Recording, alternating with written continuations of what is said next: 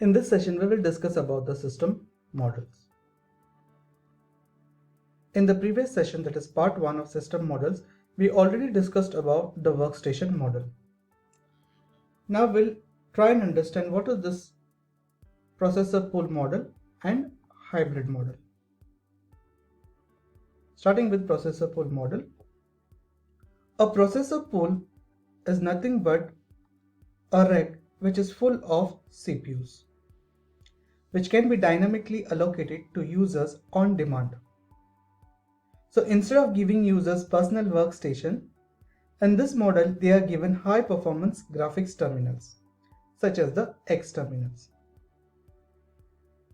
Now this X terminal is typically a diskless computer specially designed to provide a user interface for applications that run in a network. The idea is based on the observation that what many users really want is a high quality graphical interface and good performance. Conceptually, it is much closer to traditional time sharing than to the personal computer model, although it is built with modern technology. Now, the motivation for the processor pool idea comes from the diskless workstation. So by putting all the CPUs in a big rack, the power supply and other packaging costs can be reduced, giving more computer power for a given amount of money. Furthermore, it permits the use of cheaper X terminals and decouples the number of users from the number of workstations. This model also allows easy incremental growth, which means if the computing load increases by 10%, you can just buy 10% more processors and put them in this pool. In fact, we are converting all the computing power into idle workstations that can be accessed dynamically. Users can be assigned as many CPUs as they need for a shorter period of time, after which they are returned to the pool so that other users can use them. Now in this processor pool model, there is no concept of ownership, since all the processors belong equally to everyone.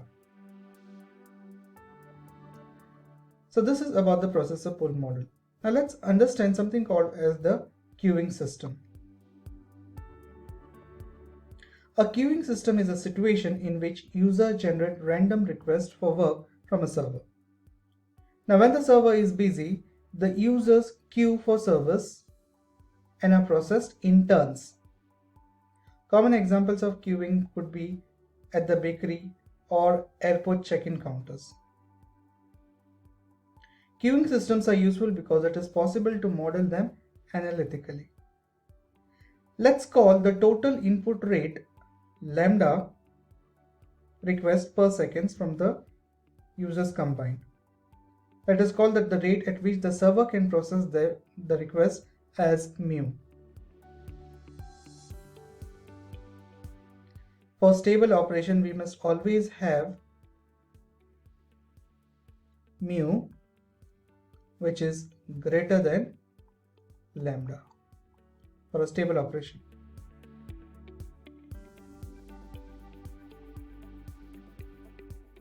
The mean time between issuing a request and getting a complete response, that is T, is related to lambda and mu by using this formula, that is T equals to 1 by mu minus lambda. Let's consider an example. Consider a file server which is capable of handling 50 requests per second, but it gets only 40 requests per second. So the mean response time will be 1 by 10 seconds. Now in this case, if the load goes to 0, so let's say if the load is 0, then the response time of the file server does not go to 0, but it will be 1 by 50 seconds. So if the file server can process only 50 requests per second, it must take 20 milliseconds to process a single request, even in the absence of any competition. So the response time, which includes the processing time, can never go below 20 milliseconds.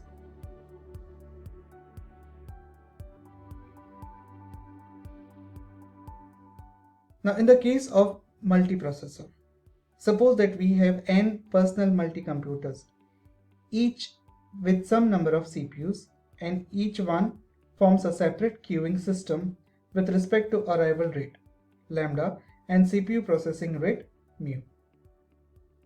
The mean response time, T,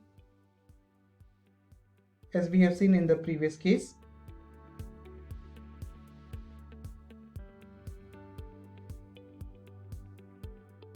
that is T equals to 1 minus mu minus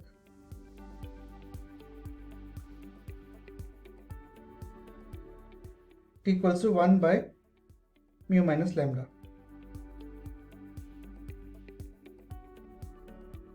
Now consider what happens if we scoop up all the CPUs and place them in a single processor pool.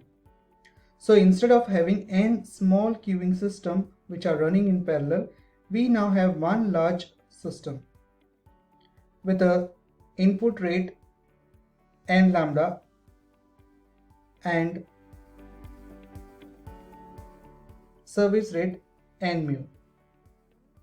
So let us call the mean response time of this combined system as T1 using this formula, that is T1 equals to 1 by n mu minus n lambda, which is equals to T by n.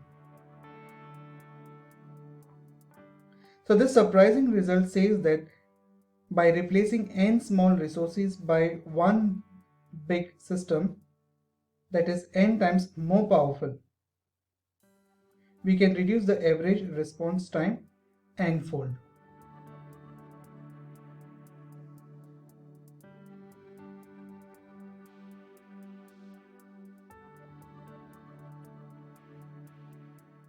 So what we understand is that the processor pool model is much cleaner way of getting extra computing power than looking around for idle workstations and sneaking over there while nobody is looking.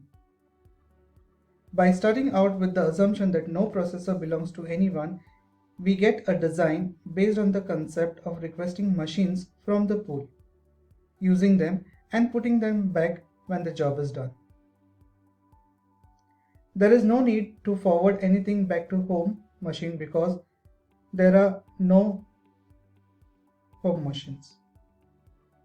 There is also no danger of the owner coming back because there are no owners, and in the end it all comes down to the nature of the workload. Coming to the next model, that is the hybrid model. A possible compromise is to provide each user with a personal workstation and also to have a processor pool in addition. Although this solution is more expensive than either a pure workstation model or a pure processor pool model, here in the hybrid model we combine the advantages of both the models.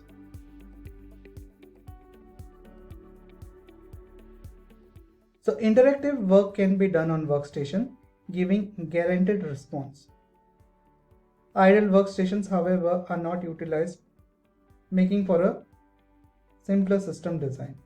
They are just left unused. So instead all non-interactive processes run on the processor pool.